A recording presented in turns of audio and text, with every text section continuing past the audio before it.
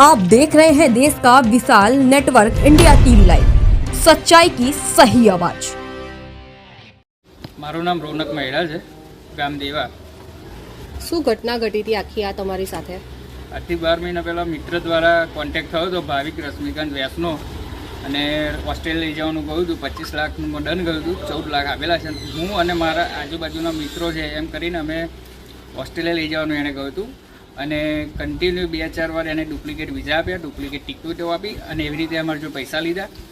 આખરે દિલ્હી અમને લઈ ગયો, અને ત્યાં જઈને ડુપ્લિકેટ ફીજીના લેટર આપ્યા, અલ્બાનિયાને આપ્યા, દુબઈના આપ્યા, એમ કરીને એ કર્યું। પ્લસ કે અમારા પાસપોર્ટ એની જોડે છે, અને પાસપોર્ટ લઈ લીધા હતા। અમારી જોડે માનસિક રીતે ટોર્ચર કરીને, પ્રેશર કરીને અમારી જોડે વિડીયો ઉતારેલો છે। ઘરે આવીને અમે દોડી ભાગીને આવતા રહ્યા ત્યાંથી। અમારે જો વિડીયોની ધમકી આપી અને પૈસા આપવાની ના પાડી। પૈસા વારે ઘડીએ માગવા જતા એના વાઈફ વચ્ચે આવીને અમારી જોડે દાદાગીરી કરે, પ્લસ કે ખોટી રીતે માનસિક રીતે ધમકીઓ આપે। ઘરે આવીને પણ મારી નાખવાની ને એવી બધી ધમકીઓ આપેલી છે, અને વસોમાં જે પણ મળે ને એમને જો મારી નાખવાની એવી ધમકીઓ આપે છે। મારું નામ રાજેશભાઈ ઈશ્વરભાઈ શર્મા હિરાઈ, તાલુકો વસો।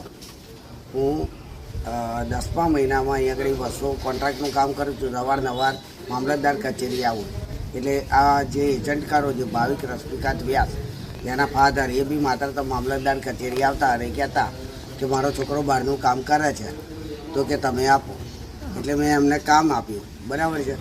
પછી એણે ચોકડી ઉપર મળ્યા, મને કે 50,000 રૂપિયા પહેલાં આપો, બાપ દીકરો બન્યો, એટલે 50,000 રૂપિયા આપ્યા। પછી કહ્યું 10 લાખ રૂપિયા આપો, 10 લાખ RTGS કર્યા, એવી રીતે ટોટલ 20 લાખ રકમ આપી છે। અને કમસે કમ ત્યાં દિલ્હી 1.5 મહિનો આ છોકરાઓને બધાને રાખ્યા। મારા બાબાનું નામ પાર્થ રાજેશભાઈ શર્મા, મારા ભાઈનું નામ અશોક ઈશ્વરભાઈ શર્મા। એ બંનેનું કામ મેં આપ્યું હતું। 12.5 લાખમાં નક્કી કર્યું હતું। ટોટલ 25 લાખ એમાઉન્ટ આપવાની હતી, એમાં 20 લાખ રૂપિયા ઓલરેડી મેં આપી ચૂક્યા।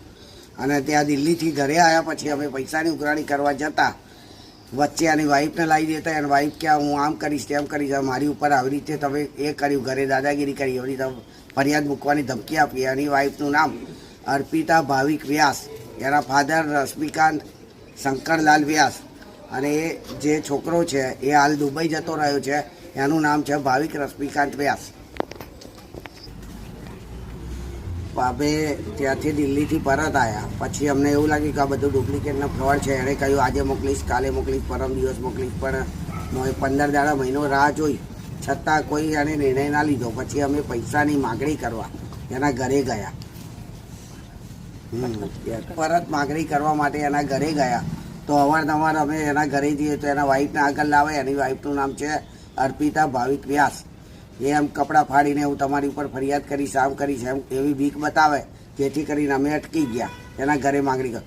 પછી 2-3 મહિના પોલીસ સ્ટેશનમાં DSP ઓફિસ, SP ઓફિસ બધે અરજી કરી, બધું કર્યું, કોઈ નિકાલ નહોતો આવતો। પછી આખરે યોગીનભાઈને મળ્યા, અને પછી અમણે કહ્યું SP સાહેબ જોડે અને વેકરિયા સાહેબ જોડે લઈ ગયા, અને પછી FIRની પ્રોસેસ ચાલુ થઈ, અને આટલો અમને પોલીસ સ્ટેશન થયા પછી 1.5 મહિનો આરોપી ફરાર રહ્યા। બીજો જે સેકન્ડ આરોપી છે ભાવિક, એમનો જો છોકરો છે એને દુબઈ મોકલી દીધો।